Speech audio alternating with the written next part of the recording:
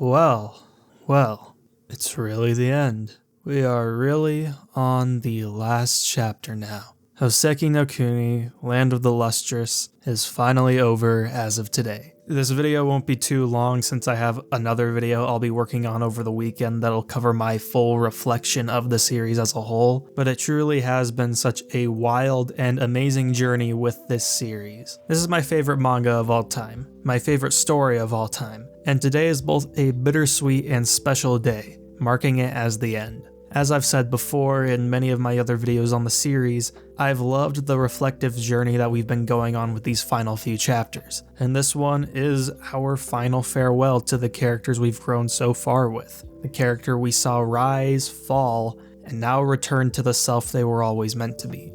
For a final chapter, it's rather mellow, but that's what this whole arc really has been. It's consistent with the minimal eventfulness the series has started to evolve to for its finale, and I think it creates a rather somber and emotional close for the story. We're on the planet of paradise away from the humans that Pitapat had taken Foss and the other rocks to. So much time has passed that Pitapat is losing their ability to move, reflecting on their own journey with Voss, how they were constructed as a tool without a purpose outside of the means of its creation, and yet was still able to lead a voyage to what they now call paradise. Something that we've seen Foss and the Gems so desperately try to create their whole lives. And here we are now, a place with no human influence, a place of fun, beauty, nature, and passage. We hear Pitapat talk about how the Lunarians influenced them to take Foss, and we see how they're grateful to them for all they've done for their little group.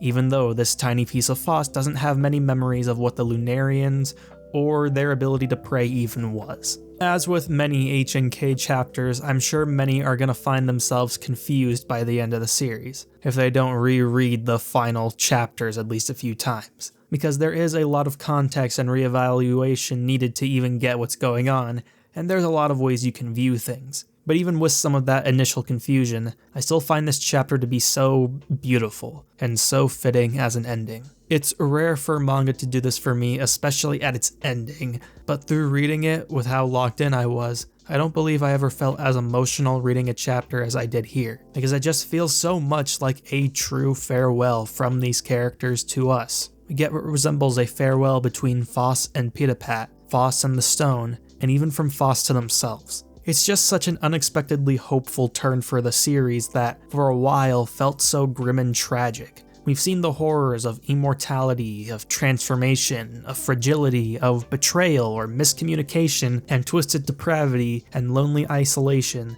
that just 10 chapters ago it seemed so difficult to imagine an ending for Foss this hopeful. And yet we got it, and it works perfectly. It feels so bittersweet and hopeful to see this character, who had been put through just about the worst of everything, then to be used and left behind, find a place to truly call home and belong to, while also going on to do something that was always something we knew our Foss to love doing, going on adventures, voyaging through space and time, through the universes and galaxies held in those blooming flowers to light up the worlds elsewhere, to continue lighting up the universe as long as they're still around, until the end of time, being the bright, shiny gem lighting up the cosmos like they've lit up the lives of the readers, immortalizing themselves just as this story has immortalized itself. There's something just so cosmically gorgeous about this ending that I can't put into words, and that's really how this series has made me feel ever since I first picked it up 2.5 years ago. It's so difficult to express everything that makes this series so great because it truly is a one-of-a-kind story that I've never found in any other manga. The mix of psychological and body horror combined with the gorgeous imagery of nature and space makes for an atmosphere I've not found a match for. The subtle yet simple use of framing and paneling makes the reading experience so easy, yet always gripping. The introspective journey of one Foss, who has been my favorite character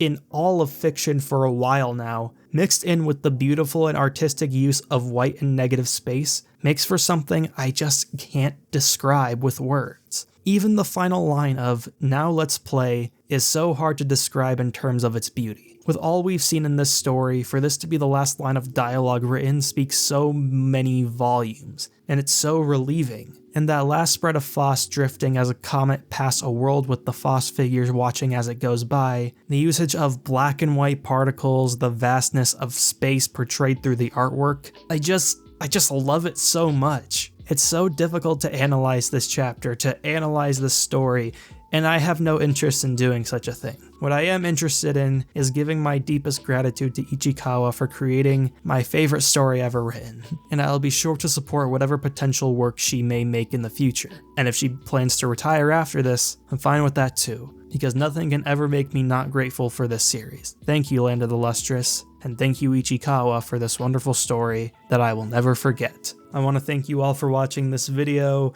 I am making one last Land of the Lustrous video over the weekend that'll hopefully be up this Sunday before I'm officially done talking about the series. But even if I am done with it in terms of, videos and discussions, it's always going to be something very near and dear to me, as it is my favorite manga I've ever read. So thank you for being on this journey with me, and thank you for letting me be on this journey with you guys. It's been a wild ride. I'm definitely going to have to reread the series at least a few more times. I've already reread it like 3 times, but I'm going to need to do it one more time before I really just move on. If you're new to the channel, well then subscribe and like the video because, I'm cool like that, and you're cool like that too. I've got a lot of videos planned for the future, so you don't want to miss them. Thank you as always, and I'll see you guys next time. Bye bye, have a good day.